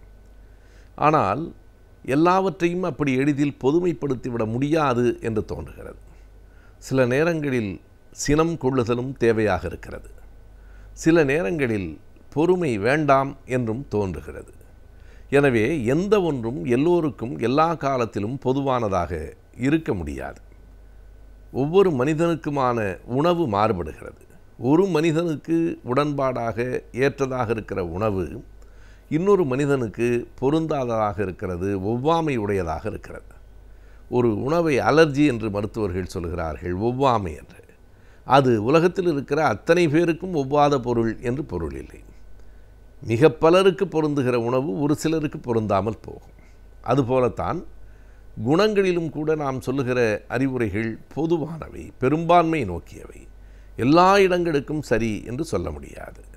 நான் ஒரு காலகட்டத்தில் ஒரு கணவனை இழந்த குழந்தைகளோடு வாழ்கிற ஒரு பெண்ணை பார்த்திருக்கிறேன். அந்த பெண் எப்போதும் கடுமையாக பேசுகிற இயல்புடையவளாக இருந்தாள். யாராவது அந்த பக்கத்திலே வந்தால் கடுமையாக பேசுவது மட்டுமல்ல, பல நேரங்களில் சற்று ஆபாசமான சொற்களை கூட அந்த பெண் பயன்படுத்தினாள். முதலில் ஒரு சலிப்பு இருந்தது, என்ன இந்த பெண் இப்படி பேசுகிறாரே என்று. பிறகு ஒன்று புரிந்தது, அவை வெறும் சொற்கள் இல்லை, அந்த பெண்ணுக்கான பாதுகாப்பு வேலியாகவும் இருக்கின்றன என்பது புரிந்தது. ஒருவேளை நயமாக பேசியிருந்தால் நயவஞ்சகர்கள் பலர் அவரிடத்திலே பழகத் தொடங்கியிருப்பார்கள். ஆனால் அந்த பெண்ணை பார்த்தவுடனே இப்படிப்பட்ட எண்ணமுடையவர்களுக்கு கொஞ்சம் அச்சம் வந்தது. அந்த இடத்தில் போனால் நம் மரியாதை கெட்டுப்போகும் என்கிற நினைப்பு வந்தது. அதுதான் அந்த பெண்ணை காப்பாற்றியது. எனவே அந்த சீற்றம் கொள்ளுகிற குணமோ அல்லது நடைமுறையில் நாம் கெட்ட வார்த்தைகள் என்று சொல்கிறோமே அந்த சொற்களை பயன்படுத்துவதோ தவறா என்றால் பொதுவாக தவறானது, ஆனால் அந்த பெண்ணுக்கு தேவையானதாக இருக்கிறது என்பதை நாம் உணர வேண்டும். எல்லோருக்கும் எல்லாம் சரியாக இருக்காது. பொறுமைதான் சரி என்று ஒட்டுமொத்தமாக பொத்தாம்பொதுவாக நாம் முடிவுக்கு வந்துவிடக்கூடாது. பொறுமையாக இருக்க வேண்டிய இடங்களும் உண்டு, பொறுமையாக இருக்கக்கூடாத இடங்களும் உண்டு. எங்கே பொறுமையாக இருக்க வேண்டும்? வள்ளுவர் கூட என்ன சொல்கிறார் என்றால், உன்னை யாராவது இகழ்ந்து பேசும்போது பொறுத்துக்கொள் என்கிறார். அகழ்வாரை தாங்கும் நிலம் போல தம்மை இகழ்வார் பொறுத்தல் தலை என்கிறார். இந்த குறளிலேயே மிக முதன்மையான சொல் தம்மை என்பதுதான். நம்மை பற்றி யாராவது இழிவாக பேசினால் பொறுத்து கொள்ளலாம். அதற்காக நம் நாட்டை, நம் மொழியை, நம் இனத்தை, நம் வரலாற்றை இழிவாக பேசினால் பொறுத்து கொள்ள வேண்டும் என்று அதற்கு பொருள் இல்லை. தன்னை தாக்குகிற போது பொறுத்து கொள்ளலாம், ஆனால் தன் மானத்தை தாக்குகிற போது, தன் மொழியை தாக்குகிற போது ஒருவன் பொறுமையாக இருந்தான் என்றால் அவன் பொறுமையாக இருக்கிறான் என்று பொருள் இல்லை, அவன் மழுங்கி போயிருக்கிறான் என்று பொருள். ஆனால் நாட்டில் என்ன நடக்கிறது என்றால், தன் மொழியை, நாட்டை பற்றி யாராவது தவறாக பேசினால் பலரும் கோபம் கொள்வதில்லை. தன்னை பற்றி தவறாக பேசினால் அவ்வளவு கோபம் வருகிறது. அதைவிட கொடுமை, தான் சார்ந்த சாதியை பற்றி யாராவது சொல்லிவிட்டால் அந்த ஊரே அவனுக்கு எதிராக எழுகிறது. எங்கே சினம் கொள்ள வேண்டுமோ அங்கே பொறுமை காப்பதும், எங்கே பொறுமையாக இருக்க வேண்டுமோ அங்கே சினம் கொள்ளுவதுமாக நம்முடைய நடைமுறைகள் மாறி கிடக்கின்றன. ஆனால் நாம் அறிந்து கொள்ள வேண்டிய செய்தி ஒன்றுதான், குணங்களில் கூட எல்லோருக்கும் பொதுவான குணம் என்று எதுவும் இல்லை. எல்லோருக்கும் பொதுவாக ஒரு குணம் இருக்க வேண்டியதும் இல்லை. அவரவருடைய இயல்புக்கு ஏற்ப அது மாறும். வாழ்வில் எல்லாவற்றையும் இழந்து நிற்கிறவர்கள் பல நேரங்களில் கோபப்படுகிறவர்களாகத்தான் இருப்பார்கள். அந்த கோபத்துக்குள் ஒரு நியாயம் இருக்கிறது. கவிஞர் தணிகை செல்வன் தன் பாடலில் சொல்லுவார், ஒவ்வொரு இடத்திலும் தன் உடையை இழந்த திரௌபதியின் கோபம் நியாயம், தன் கணவனை இழந்த கண்ணகியின் கோபம் நியாயம், எல்லாவற்றையும் இழந்த ஈழ மக்களின் கோபம் போராட்டம் நியாயம் என்று சொல்லுவார். எனவே இழப்புக்கு பிறகு அந்த கோபத்தில் ஒரு நியாயம் இருக்கிறது. கோபப்பட வேண்டும் என்பதல்ல, கோபப்படுவதில் ஒரு நியாயம் இருக்கிறது. ஆனால் எதையுமே இழக்காதவர்கள், மற்றவர்களை காயப்படுத்தியவர்கள், தாங்கள் கோபப்படுவதில் எந்த நியாயமும் இல்லை. ஒடுக்கப்பட்டவனின் கோபத்தில் நியாயம் இருக்கிறது, ஒடுக்குகிறவனின் கோபத்தில் நியாயம் இல்லை. இரண்டும் கோபம்தான். ஆனால் எது யாரிடம் இருக்கலாம், எவருடைய வாழ்க்கை எப்படி அமைந்திருக்கிறது என்பதை பொறுத்துத்தான் எந்த ஒன்றையும் தீர்மானிக்க வேண்டும். என்றைக்கும் கோபமே கூடாது என்று சொல்லுகிற அறிவுரை அவ்வளவு பொருத்தமில்லை. அந்த கோபத்தை தணித்து கொள்வதற்கு கூட என்ன வழி என்று கேட்டால், அவ்வை பாட்டி அழகாய் சொல்லுவாள், ஆறுவது சினம். நாம் என்ன கவனிக்க வேண்டுமென்றால், ஆற்றுவது சினம் என்று அவ்வை சொல்லவில்லை, கோபத்தை தணிக்க வேண்டும் என்று சொல்லவில்லை, கோபம் தணியும் என்று சொல்லுகிறார். எப்படி தணியும்? கால ஓட்டத்தில் இயல்பாய் தணியும். அதற்கு அறிவியல் எடுத்துக்காட்டாக சொல்ல வேண்டுமானால் மிக எளிமையான ஒரு செய்தியை சொல்லலாம். கொதித்து கொண்டிருக்கிற வெந்நீரை ஆற்றித்தான் ஆற வைக்க வேண்டும் என்பதல்ல, அப்படியே விட்டு வைத்தாலும் அரை மணி நேரத்தில் அல்லது ஒரு மணி நேரத்தில் அது ஆறிவிடும். என்ன காரணம் என்றால், காலம் மாற்றும், சுற்றுச்சூழல் மாற்றும், வெளியில் இருக்கிற காற்று அதனை குளிர்விக்கும். அந்த வெளியில் இருக்கிற காற்றின் அளவை பொறுத்து அந்த சூடு குறைகிற நேரம் கூடவும் குறையவும் செய்யும். ஒரு பனி குளிரான இடத்தில் கொண்டு போய் வைத்தால் விரைவில் ஆறி போய்விடும். வெப்பமான இடத்தில் வைத்தால் அப்போதும் அது சூடு தணியும், ஆனால் சற்று நேரமாகும். எனவே நம்முடைய வாழ்க்கை சூழலை பொறுத்து தான் எல்லாம் மாறுகின்றன. எனவே அவரவருக்கென்று ஒரு நியாயம் இருக்கிறது, அவரவருக்கென்று ஒரு சூழல் இருக்கிறது. எல்லாவற்றையும் ஒரே மாதிரியாக எல்லோரோடும் பொருத்தி பார்க்க வேண்டியதில்லை. இயல்பாக சினம் வந்தால் கூட நீங்கள் அதை தணிவதற்கு அனுமதியுங்கள், போதும். அதுதான் அவ்வை சொல்லுகிறார். நீங்கள் வேறொன்றும் செய்ய வேண்டாம். ஆறுவது சினம், சற்று அதற்கு கொஞ்சம் நேரம் கொடுங்கள். அது இயல்பாக அது குறையும். எந்த ஒரு குணத்தினுடைய இயல்பும் அதுதான். காலம் எதையும் மாற்றும். காலத்தால் ஆற்ற முடியாத காயங்கள் உலகத்தில் இல்லை. நாம் ஒருவரை இழந்து விட்டோம், இறந்து விட்டார் என்றால் கூட இன்றைக்கு இருக்கிற துக்கம் இன்னும் ஓராண்டுக்கு பிறகு குறையும், 10 ஆண்டுகளுக்கு பிறகு, 20 ஆண்டுகளுக்கு பிறகு மறையும். அதுதான் இயற்கை. மறந்து விட்டோம் என்று பொருள் இல்லை. மறப்பதும் இயற்கையினுடைய நியதிகளில் ஒன்றுதான்.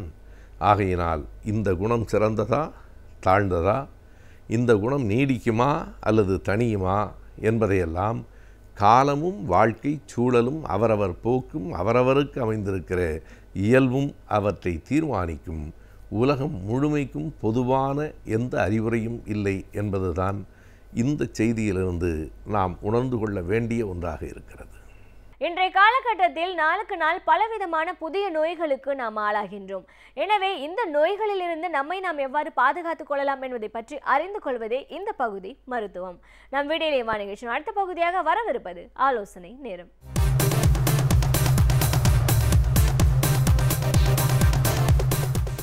வணக்கம் நேயர்களே.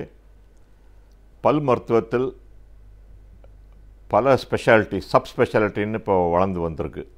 பல் மருத்துவர்னால் ஒரே ஒரு பல் மருத்துவருங்கிறது போய் பல துறைகள் பல்லையே சப் ஸ்பெஷாலிட்டிஸ் இப்போ வளர ஆரம்பிச்சிருக்கு. அதில் ஒரு முக்கியமான ஸ்பெஷாலிட்டி வந்து பல் சீரமைப்பு அப்படின்னு சொல்கிற ஒரு ஸ்பெஷாலிட்டி, அதாவது ஆர்த்தோடான்டிக்ஸ்ன்னு சொல்கிறது. நிறைய பேர் பார்த்திங்கன்னா பற்கள் கொஞ்சம் கோணல் மோனலாக இருக்கும், 1-2 பல் இடைவெளி வந்திருக்கும், சில பல் கொஞ்சம் விகாரமாக பல்லுக்கள் தாடைகள்லாம் கொஞ்சம் தூக்கிட்டு இருக்க மாதிரி இருக்கும், உதடு கொஞ்சம் மேல் தாடை உதடு கொஞ்சம் வெளியே தள்ளிட்டு வந்த மாதிரி இருக்கும். இது எல்லாமே அவங்க இந்த பால் பற்கள் போய் நிரந்தர பற்கள் வர்ற போது ஏற்படக்கூடிய விளைவுகள். 12 வயசுலேருந்து 15 வயசு அவங்க ஸ்கூலில் இருக்கும்போது இந்த பற்கள் இந்த மாதிரி கோணலாக முளைக்கிறது, பற்களுக்கு இடைவெளி இல்லாமல் ஒன்றுக்கு ஒன்று முரணாக முளைக்கிறதுலாம் பார்ப்போம். இதனால் என்ன, அப்படியே விட்டால் என்ன அப்படின்னு சொல்லுவாங்க. சிலருக்கு வந்து இந்த சிங்கப்பல் கொஞ்சம் தூக்கிட்டு இருந்ததுன்னா எனக்கு ராசி அப்படின்னு சொல்லுவாங்க. ஸோ 1-2 பல் கோணலாக இருக்கிறதுல தப்பு இல்லை. ஆனால் நிறைய பற்கள் கோணலாக இருந்து முரணாக இருந்ததுன்னா நாளடைவில் என்ன ஆகும் அப்படின்னா அந்த பற்களுக்கு இடையில க்ளீன் பண்ணுறது, ப்ரஷ் பண்ணுறதுலாம் ரொம்ப கஷ்டமாகும். அந்த மாதிரி கடினமாக இருக்கும்போது இந்த பற்களுக்கு இடையில நிறைய சொத்தை வரக்கூடிய வாய்ப்பு இருக்குது. சொத்தை வந்து அதையும் நம்ம க்ளீன் பண்ண முடியும்னா அதை அடைக்கிறதும் கஷ்டம் அந்த மாதிரி சிச்சுவேஷனில். ஸோ நிறைய பற்களில் சொத்தினால் ரூட் கனால் பண்ண வேண்டியது, வேர் சிகிச்சை பண்ண வந்து அதுக்கு கேப் போட்டு பற்களை இழக்கக்கூடிய தன்மை அதிகமாக வரும். பற்கள் சீராக இருந்ததுன்னா நம்ம க்ளீன் பண்ணும்போது ரொம்ப ஈஸி. ப்ரஷ் பண்ணுறது, வாய் கொப்பளிக்கும் போது இந்த நூல் ஃப்ளாஸ், டென்டல் ஃப்ளாஸ் யூஸ் பண்ணுறதுலாம் ரொம்ப ஈஸியாக போகும். ஒரு சிலருக்கு பற்கள் ரொம்ப கோணல் இருந்ததுன்னா அவங்களுக்கு மெல்லையே முடியாது. அப்படியே நம்ம சாப்பாடு கொடுத்தோன்னா அப்படியே விழுங்குவாங்க. நமக்கு நீங்கள் பார்த்தீங்கன்னா சரி, குழந்தைங்க அப்படியே விழுங்கிடுவாங்க, மெல்ல மாட்டாங்க. அது ஏன்னா ஒன்று பல் வலி இருக்குதுன்னு அர்த்தம், இல்லைனா மேல்தாட பற்களும் கீழ்த்தாட பற்களும் சரியாக பொருந்தலை அப்படின்னு அர்த்தம். அந்த மாதிரி இருந்ததுன்னா அதனால் ஜீரண சக்தி கொஞ்சம் குறையும், அஜீரணமாகும். அதனால் கொஞ்சம் வயிறு ப்ராப்ளம், வயிற்றுப்போக்கு, குடல் ப்ராப்ளம், ஜீரண சக்தி குறைஞ்சதுனால அந்த ப்ராப்ளம்ஸ்லாம் வர ஆரம்பிக்கும். அதனால் இந்த பற்கள் கோணல் மோனலாக இருக்கிறத சரி செய்கிறது வந்து ரொம்ப ரொம்ப அவசியம். அது எல்லா பற்களும் வந்த பிறகு, அதாவது 12 வயசுலேருந்து ஒரு 16 வயசுக்குள்ளே பண்ணுறது கரெக்ட். ஏன்னா அப்போ அந்த எலும்பும் நல்லா சாஃப்டாக இருக்கும், நம்ம அந்த பற்களை மூவ் பண்ணுறது ஈஸியாக இருக்கும். இந்த பற்களை மாற்றி அமைக்கிறது, இந்த கோணலாக இருக்கிற பற்களை திருப்பி அமைக்கிறது, தூக்கிட்டு இருக்கிற பற்களை சரி பண்ணுறது, அது பண்ணுறது வந்து ஆர்த்தோடான்டிக்ஸ்ன்னு சொல்லி அந்த பற்களுக்கு கம்பி கட்டுறது அப்படின்னு சொல்கிறது தமிழில். ஒவ்வொரு பல்லுக்கும் அந்த ப்ராக்கெட் அப்படின்னு சொல்லி ஃபிக்ஸ் பண்ணி ஒரு கம்பி, நிக்கல் டைட்டானியம் வயர்னு போட்டு அது ஒரு 1 வருஷம் 1.5 வருஷம் ரொம்ப ஸ்லோவாக தான் அந்த பல்லை மூவ் பண்ணணும், அவசரமாக செய்ய முடியாது. படிப்படியாக அந்த பல்லை மூவ் பண்ணி ஒரு லைனாக கொண்டாந்துடலாம். அது ஒரு 1.5 வருஷத்தில் நல்ல அந்த பற்கள் வந்து ஒரு நல்ல வரிசையாக அமைஞ்சிரும். ஒரு சிலருக்கு அந்த பற்களை அந்த மாதிரி சரி செய்கிறதுக்கு இடைவெளி இருக்காது. போதிய இடைவெளி இல்லை அப்படின்னா 1-2 பற்களை எடுக்க வேண்டியது இருக்கும். நிரந்தர பற்கள் 1-2 பற்களை எடுத்து அந்த பற்களை சீரமைக்கணும். ஆனால் அந்த சீரமைப்பு முடியும் போது நம்ம அந்த பல் எடுத்தவுடைய இடைவெளியே தெரியாது, அந்த கேப்பே இருக்காது. நல்ல அந்த பற்களை, அந்த மற்ற பற்கள்லாம் அந்த இடத்த அடைஞ்சு பல் வந்து சீராக அமைஞ்சிரும். ஸோ இதுக்கு வந்து இந்த ஆர்த்தோடான்டிக்ஸ்ன்னு சொல்கிறது ஃபிக்ஸ்ட் ஆர்த்தோடான்டிக்ஸ்ன்னு சொல்கிறது. ஏன்னா ஒவ்வொரு பல்லையும் ஒரு ப்ராக்கெட்டை ஃபிக்ஸ் பண்ணி அதை அலைன் பண்ணுறதுனால ஃபிக்ஸ்ட் ஆர்த்தோடான்டிக்ஸ் அப்படின்னு சொல்கிறது. இப்போ நிறைய இடைவெளி இருக்குன்னா பல்லுக்கு இடையில் அதை வந்து இன்னும் கொஞ்சம் வேகமாக செய்யலாம். அதாவது நம்ம அந்த பல்லை மூவ் பண்ணுற வேகம் வந்து அந்த எலும்போ பல்லும் சேர்ற இடத்துல உள்ள அது அந்த அந்த தன்மையை பொறுத்து இருக்குது. ரொம்ப வேகமாக மூவ் பண்ணோன்னா பல் ஆட ஆரம்பிச்சிடும். ஸோ அதனால் ஒரு ஸ்பீடுக்கு மேலே பண்ண முடியாது. அந்த ஸ்பீடை கொஞ்சம் அதிகப்படுத்தணும் அப்படின்னா அந்த எலும்பு நமக்கு கொஞ்சம் ஒத்துழைக்கணும். அப்போ என்ன பண்ணுவோம், சில நேரம் அந்த எலும்புக்கு இடையில் லேசாக ஒரு ட்ரில் பண்ணி அந்த எலும்பு கொஞ்சம் மூவ்மெண்ட் கொடுத்ததுன்னா அந்த பல் கொஞ்சம் வேகமாக மூவ் ஆகும். நம்ம எலும்பை ஆக்டிவேட் பண்ணாமல் அந்த எலும்புக்கு கொஞ்சம் ட்ரீட்மெண்ட் பண்ணாமல் பல்லை ஆக்டிவேட் பண்ணவே முடியாது, வேகமாக பண்ண முடியாது. ஸோ அந்த பல்லுடைய எலும்பும் அந்த தாடை எலும்பையும் சேர்த்து ட்ரீட் பண்ணோன்னா 1.5 வருஷத்தில் ஆகிற ட்ரீட்மெண்ட் வந்து ஒரு 6 மாதத்துல இல்லை 8 மாதத்துலேயே முடிக்கக்கூடிய வாய்ப்பு இருக்குது. முன்னால் வந்து குழந்தைங்களுக்கு தான் இந்த மாதிரி ஆர்த்தோடான்டிக்ஸ் பண்ண முடியும். இப்போ வந்து இந்த நவீன ஆர்த்தோடான்டிக்ஸில் முதியவர்களும், அதாவது குழந்தைகள், அவர்கள் பெற்றோர்கள், சிலருக்கு வந்து நாங்கள் குழந்தைகள் பல் ட்ரீட்மெண்ட் பண்ணி முடிச்சிருப்போம், அப்புறம் அவங்க பெற்றோர்கள் வந்து எங்களுக்கும் அந்த மாதிரி பண்ண முடியுமான்னு கேட்பாங்க. அவங்களுக்கும் அந்த மாதிரி பண்ண முடியும். இப்போ அந்த மாதிரி ஃபிக்ஸ்ட் ஆர்த்தோடான்டிக்ஸ்லாம் நிறைய நவீன முன்னேற்றங்கள்லாம் வந்திருக்கு. இப்போ அந்த மாதிரி கொஞ்சம் அதிகமான வயசு ஒரு காலேஜ் ஸ்டூடெண்ட்டு அந்த மாதிரி, இல்லைனா அவங்களுக்கு திருமணம் ஆன பிறகு இந்த மாதிரி கம்பி போட முடியாது, எங்களுக்கு பார்க்க அசிங்கமாக இருக்கும், குழந்தைங்கள மாதிரி இப்படி கம்பி போடுறதுன்னு சொல்லுவாங்க. இப்போ இவங்களுக்கு வந்து அந்த பற்களின் உள்புறம், அதாவது நாக்கு இருக்கிற பக்கம் வெளியே, அந்த பற்களுக்கு வெளியே அந்த கம்பி போடாமல் பற்களுக்கு உள்பக்கம் போடக்கூடிய கம்பி லிங்குவல் ஆர்த்தோடான்டிக்ஸ்னு சொல்கிறது. ஆனால் அப்படின்னா அதை பார்க்குறவங்க வெளியே பார்க்குறதுக்கு தெரியாது. அது உள்ளே அந்த பற்களுக்கு உள்ளே இருக்கும். அது உள்ளே இருந்து அந்த கம்பியை வச்சுட்டு அந்த அலைன்மெண்ட் கொஞ்சமாக மூவ் ஆக ஆரம்பிக்கும். என்ன அவங்க கொஞ்சம் கஷ்டப்படுவாங்க, அந்த நாக்கு உரசம், பேச்சு கொஞ்சம் மாறுபடும். ஆனால் அதை கொஞ்சம் பொறுத்துக்கிட்டாங்கன்னா ஒரு வாரம் 2 வாரத்தில் அதெல்லாம் பழகிடும். ஸோ இந்த லிங்குவல் ஆர்த்தோடான்டிக்ஸ் பண்ணும்போது மற்றவங்களுக்கு பார்க்க தெரியாது இந்த மாதிரி கம்பி போட்டிருக்காங்க அப்படின்ட்டு.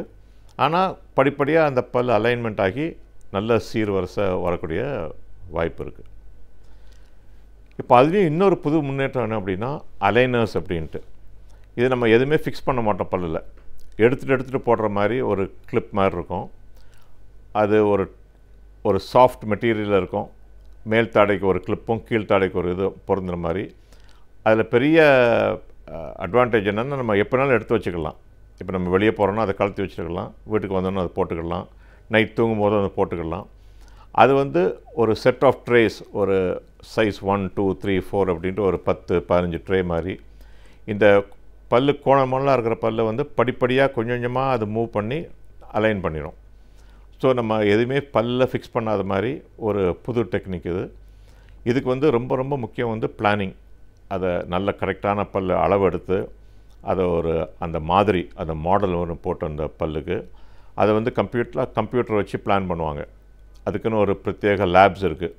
கம்ப்யூட்டர் பிளான் பண்ணி அந்த ஒவ்வொரு பல்லும் எப்படி மூவ் பண்ணணும், எந்த பல்லை முதல்ல மூவ் பண்ணணும், அடுத்தது 2வது எதை மூவ் பண்ணணும், இப்படி படிப்படியாக அந்த ஒவ்வொரு ஸ்டெப்புக்கும் ஒவ்வொரு ட்ரேன்னு சொல்லுவோம். அந்த ட்ரே யூஸ் பண்ணி கம்ப்யூட்டர் சிமுலேஷனில் அந்த மாதிரி வரிசையாக நிறையா இது பண்ணிவிட்டு அது ரெடி ஆன பிறகு அந்த ட்ரேஸை கொடுத்து கொஞ்சம் கொஞ்சமாக படிப்படியாக பண்ணுறது. இதுக்கும் 1.5 வருஷம் ஆகும். 1.5 வருஷம் சொல்லலாம், 2 வருஷம் கூட ஆகும். ஆனால் பெரிய அட்வான்டேஜ் என்னென்னா நம்ம பல்லில் எதுவுமே ஃபிக்ஸ் பண்ண வேண்டியதில்லை. ஏன்னா நம்ம பல்லில் ஏதாவது ஃபிக்ஸ் பண்ணி பண்ணும்போது, அந்த ஃபிக்ஸ்ட் ஆர்த்தோடான்டிக்ஸ் பண்ணும்போது அந்த குழந்தைகளுக்கு நிறைய சாப்பாடு ரெஸ்ட்ரிக்ஷன் இருக்கும். எதுவும் பலமாக கடிக்க முடியாது. இந்த சிப்ஸு, பாப்கார்ன், முறுக்கு அந்த மாதிரிலாம் கடிக்க முடியாது. ஏன்னா அதில் போய் உட்காந்து அந்த ப்ராக்கெட்லாம் உடச்சிடும், இல்லைனா லூஸ் பண்ணிடும். ஸோ அதனால் அவங்களுக்கு நிறையா அந்த ரெஸ்ட்ரிக்ஷன் இருக்கும். அது நல்லா ப்ரஷ் பண்ணி மெயின்டைன் பண்ணணும். ஸோ அந்த ப்ராப்ளம் வந்து இந்த ஃபிக்ஸ்டாக போடும்போது இருக்குது. நிறைய பேர் அதை வந்து மெயின்டைன் பண்ணணும். அவங்களுக்கு பிடிச்சமான பொருள்லாம் சாப்பிட முடியாது. சில குழந்தைங்களுக்கு பீட்ஸா வேணும் அப்படின்னா பீட்ஸா சாப்பிட முடியாது. அது சாப்பிட்டா அந்த பல்லு கடையில் போய் மாட்டிக்கிடும். அதை க்ளீன் பண்ண பார்க்கும்போது இந்த ப்ராக்கெட் உடையும். இந்த மாதிரி நிறைய ப்ராப்ளம்ஸ் இருக்குது. இதில் வந்து இந்த மாதிரி எதுவுமே ஃபிக்ஸ் பண்ணாமல் பண்ணுற ட்ரீட்மெண்ட் இது அலைனர்ஸ் அப்படின்ட்டு சொல்லி பேர். ஸோ இது வந்து ஒரு புது, இந்த ஆர்த்தோடான்டிக்ஸில் இது ஒரு புது டெக்னிக். ஆனால் அது வந்து எல்லாருக்கும் பண்ண முடியாது. ஒரு சிலருக்கு தான் அந்த இது பொருந்தும். ஸோ அதுக்கு தான் பிளானிங் ரொம்ப முக்கியம். அதுக்குன்னு அந்த ஸ்பெஷலிஸ்ட் இருக்காங்க, ஆர்த்தோடான்டிஸ்ட் அப்படின்னு அவங்க பேர். அவங்க பார்த்து எந்த இது அவங்களுக்கு பொருத்தம், எது அவங்களுக்கு சரியாக வரும் அப்படின்னு சொல்லி அவங்க எக்ஸ்பிளைன் பண்ணுவாங்க. அவங்க எக்ஸ்பிளைன் பண்ணப்படி அதைப்படி கேட்டு பண்ணுறது நல்லது. ஒரு சிலருக்கு பல் மட்டும் இல்லை, பல்லோடு சேர்ந்து இந்த தாடையும் ரொம்ப விகாரமாக அமைஞ்சிருக்கும்.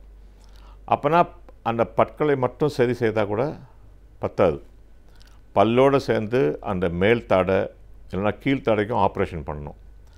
அப்போ என்ன பண்ணுவாங்க, அவங்க வந்து இந்த முகத்தாடை சிகிச்சை நிபுணர் மேக்ஸிலோஃபேஷியல் சர்ஜன் அப்படின்னு அவங்க கூட டீம் அப் பண்ணி இவங்க ஆர்த்தோடான்டிஸ்ட் வந்து இந்த பல்லெல்லாம் சீராக அமைப்பாங்க. அவங்க அமைச்சு ஒரு அளவுக்கு ஒரு 6 மாதம் 8 மாதம் அவங்க அந்த இதை அமைச்ச பிறகு அந்த தாடைக்கு ஒரு ஆப்ரேஷன் பண்ண வேண்டியிருக்கும். மேல் தாடை கொஞ்சம் மூவ் பண்ண வேண்டியிருக்கும். முன்னாலேயாவது பின்னாலேயாவது மூவ் பண்ணி அது ஒரு டைட்டேனியம் பிளேட்டில் ஃபிக்ஸ் பண்ணிடுவோம் புது பொசிஷனில். ஸோ அந்த தாடையை கரெக்டாக ஃபிக்ஸ் பண்ண பிறகு அதுக்கப்புறம் இவங்க வந்து அந்த ப்ராக்கெட்ஸ் யூஸ் பண்ணி திருப்பி அந்த ஆர்த்தோடான்டிக்ஸ் வச்சு கொஞ்சம் ஃபினிஷ் பண்ணுவாங்க. ஸோ இது வந்து ஒரு காம்பினேஷன் ட்ரீட்மெண்ட், 2 ஸ்பெஷலிஸ்ட் சேர்ந்து பண்ணுற ஒரு ட்ரீட்மெண்ட். ஸோ ஆர்த்தோடான்டிக்ஸுங்கிறது வந்து இந்த பல் சீரமைப்பு. இந்த சீரமைப்பில் சில நேரம் மற்ற ஸ்பெஷாலிட்டிஸும் கொஞ்சம் இன்வால்வ் ஆவாங்க. அவங்க இன்வால்வ் ஆகி இந்த தாடை பல் சீரமைப்புங்கிறது வந்து ஒரு தனி ஸ்பெஷாலிட்டியாக இப்போ மாறிட்டு வருது. ஸோ இதுக்கு ட்ரீட்மெண்ட் பண்ணாமல் விட்டால் என்ன ஆகும் அப்படின்னு சொல்லுவாங்க. ஏன் பல்லெல்லாம் சரி பண்ணணும், கோணமெல்லாம் இருந்து டேப் போட்டுமே அப்படின்னா, நான் முன்னால் சொன்ன மாதிரி அதுக்குன்னு நிறைய பக்க விளைவுகள் இருக்குது. ஸோ அந்த விளைவுகள் பார்த்திங்கன்னா அதிகமாக சொத்தாகக்கூடியது. பற்கள் நிறையா சொத்தாகக்கூடிய வாய்ப்பு இருக்குது. அந்த பற்கள் இடையில் ஏதாவது சாப்பாடு மாட்டி க்ளீன் பண்ண முடியாமல் அதுக்கு ஏதாவது இந்த பின் இல்லைன்னா ஹுக்கு யூஸ் பண்ணும்போது அதுலேருந்து அந்த ஈறு புண்ணாகி அதுலேருந்து வீக்கம் வர்ற வாய்ப்பு இருக்குது. அந்த மாதிரி ஈறு வீங்கும் போது ரத்தம் ஓட்டம், அது ரத்தம் ஈரிலேருந்து ரத்தம் கசியக்கூடிய வாய்ப்பு இருக்குது. அதனால் துர்நாற்றம் வரக்கூடிய வாய்ப்பு இருக்குது. சிலருக்கு இந்த மேல் தாடைப்பற்களும் கீழ் தாடைப்பற்களும் சரியாக பொருந்தாமல் அதனால் அஜீரணமாகக்கூடிய ஒரு வாய்ப்பும் இருக்குது.